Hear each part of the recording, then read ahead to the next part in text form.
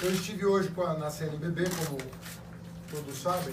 Senhora, a legislação atual é adequada? A senhora defende uma ampliação? Olha, eu acho que tem de haver descriminalização do aborto. Hoje no Brasil isso é um absurdo que não haja. Eu vim ouvir a opinião do Dom Leonardo sobre quais eram os temas centrais da campanha presidencial para os católicos. O Congresso Nacional Brasileiro, pior, a pedido do governo federal. Vou falar bem claro, Padre Léo que está falando, a convite de Sua Excelência, o Presidente da República, Luiz Inácio Lula da Silva. O Congresso está estudando a possibilidade de fazer aborto de graça nos hospitais públicos. A sua posição é a favor da liberalização da lei que regula o aborto no país? Eu sou a favor que o Brasil vá avançando gradativamente nessa lei. E, por fim, um compromisso, só ligar a luz, por favor, um compromisso com a vida. Como é que nós queremos ver Jesus se nós estamos matando, transformando mães em assassinas? Nós lutamos há décadas pela legalização do aborto. Eu acho que nós temos que dar um passo à frente. A preservação da vida, que é o maior princípio da igreja cristã, que é a defesa da vida em todas as suas manifestações. Defesa da vida. E enquanto ele estiver por trás dessas leis, mandando essas propostas para serem aprovadas no Congresso, ele não tem meu respeito, nem a minha admiração. E eu falei isso lá em Brasília. Falei isso lá no Vem Louvar, com muitos desses políticos misturados lá no meio do povo, porque muitos desses políticos só aparecem em encontros feito esse na época de eleição para ganhar algum voto, mas depois, escondido, eles vão se misturando nessa corja, que não tendo o que fazer, vão criar leis para manipular a pessoa humana, leis para transformar a pessoa humana numa coisa, gente. Meu Deus do céu. Porque, meus irmãos, o que adianta uma pessoa ter poder de presidente? O que vale o poder de uma caneta? Uma profunda fé cristã que rapidamente conquistou adeptos por todo o Brasil. Muito obrigado e parabéns por essa bonita festa que hoje é de comemoração dos 40 anos da criação da Igreja Universal do Reino de Deus. Sua voz tão mansa me falou, meu reino não é desse mundo e jamais me encontrarias de outro jeito, porque o bem maior da vida é a fé. Veja só o teor dessa crítica. No Brasil de então, pesem essas palavras. A Igreja Católica, apesar do seu imenso poderio, em um país ainda em grande parte fanatizado por ela, nunca elevou no Brasil a voz em favor da abolição da escravatura. Álvaro, você pode mencionar o que alguém elevar a voz a esse nível no Brasil de então, um Brasil religioso, um Brasil que não era laico? No dia da padroeira do Brasil, o pastor da Igreja Universal do Reino de Deus, Sérgio von Helder, resolveu protestar contra o feriado católico. Durante o programa que ele apresenta na Rede Record de televisão, O Despertar da Fé, o pastor evangélico usou uma imagem de Nossa Senhora Aparecida para acusar a Igreja Católica de lucrar com a adoração de santos. E disse mais. A Igreja Católica foi no grande passado, quando era cristianismo, quando nascia no meio de uma sociedade corrompida, quando tinha como esperança a conversão dos bárbaros que se agitavam às portas do império minado pelo egoísmo, corrompido pelo cesarismo, moralmente degradado pela escravidão. A Igreja Católica foi quando tinha que esconder-se nas catacumbas, quando era perseguido o baluarte da fé. E diante das câmeras, reforçou seus argumentos com gestos agressivos. Nós estamos mostrando às pessoas que isso aqui, olha só, meu amigo, olha só, aqui, isso aqui não funciona aqui, isso aqui não é santo coisa nenhuma, isso aqui não é Deus coisa nenhuma. Desde que Constantino dividiu com ela o império do mundo, desde que perseguida ela passou a sentar-se no trono e a vestir a púrpura dos Césares. Será que Deus, o Criador do universo, ele pode ser comparado a um boneco desse tão feio, tão horrível? Desde que, ao contrário das palavras do seu divino fundador, que disse: o meu reino não é desse mundo, ela não teve outra religião senão a política, outra ambição senão o governo. A Igreja tem sido a mais constante perseguidora do espírito da liberdade, dominadora das consciências, até que se tornou inimiga irreconciliável da expansão científica e da liberdade intelectual do nosso século.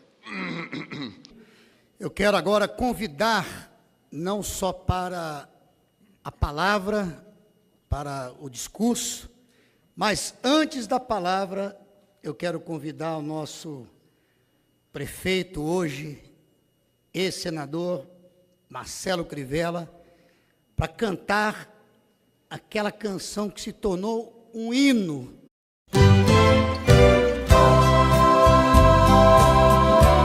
O mar aberto, nosso povo a passar, Faraó a se afogar no meio do mar vermelho. Na minha vida dei um chute na heresia, houve tanta gritaria de quem ama a idolatria. O mar aberto, nosso povo a passar, Faraó a se afogar no meio do mar vermelho. Aparecida, Guadalupe ou Maria, tudo isso é idolatria de quem vive a se enganar.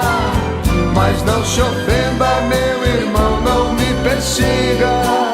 Se ela é Deus, ela mesmo me castiga. Senhores da mesa, meus irmãos e minhas irmãs, queridos que estão aqui hoje celebrando conosco os 40 anos da nossa igreja. O bebê mais lindo que eu já vi nascer. E como Jesus disse, a gente não tem olhos para ver, a gente tem olhos, mas não vê, a gente tem ouvidos, mas não ouve. Naquele dia, naquele momento, naquela reação, eu vi nascer um grande líder. Eu relembrei a minha passagem pelo Ministério da Educação, meu apreço por uma interação muito forte do ponto de vista de valores, né, com a igreja, e pedi ao Dom Leonardo que recomendasse um cuidado maior com as notícias de internet. Porque, mais uma vez eu reitero, né, as pessoas estão sendo bombardeadas com informações falsas. Nós precisamos vencer as eleições. E quando eu falo nós, somos nós feministas que percebem que a nossa luta não é só a luta pela participação das mulheres, ela também é a luta pela participação das mulheres. Ela também é a luta pelo aborto, e isso nos une com setores maiores, né, digamos assim.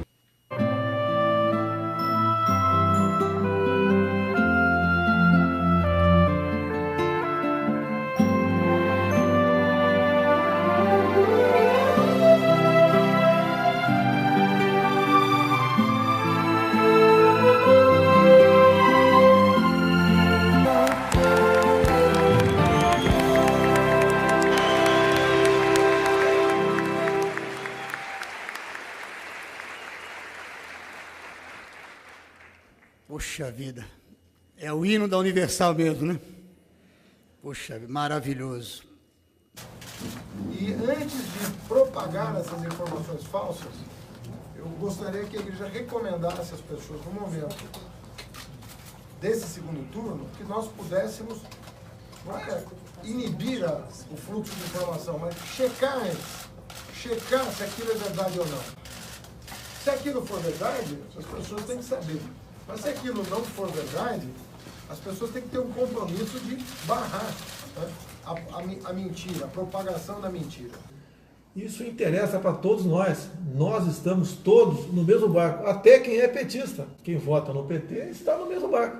As consequências de uma escolha errada agora será muito danosa para o nosso país. Então, aqui, pastor Cláudio Duarte.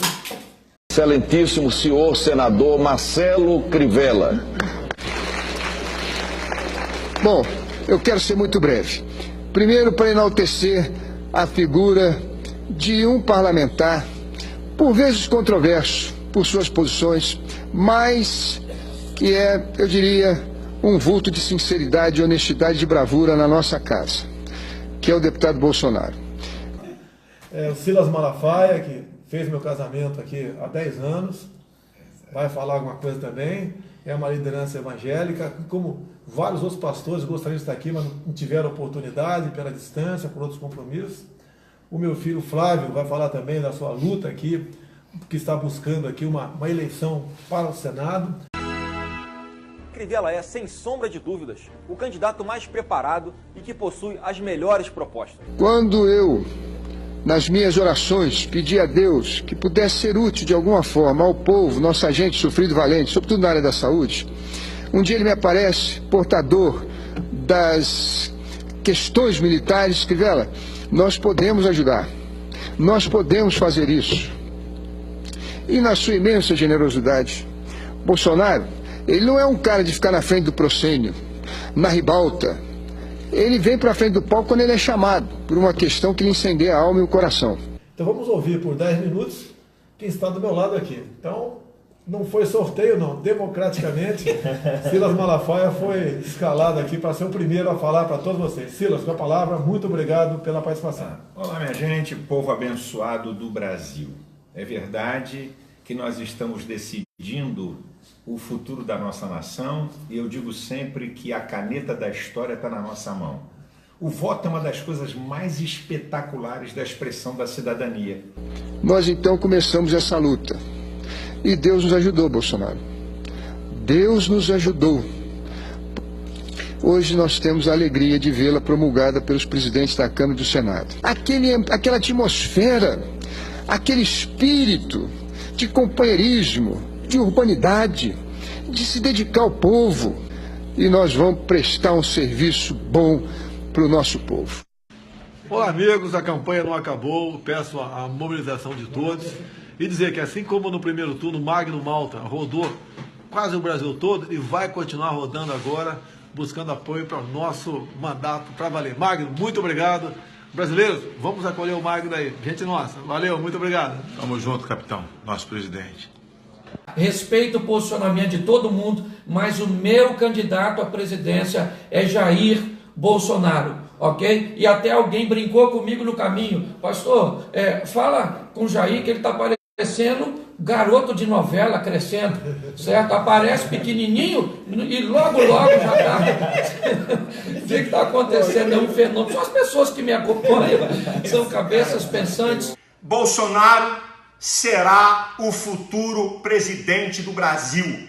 Então daqui a pouco, pessoal, 22 horas, Jornal da Record. Vamos continuar esse bate-papo. Meu muito obrigado a todos.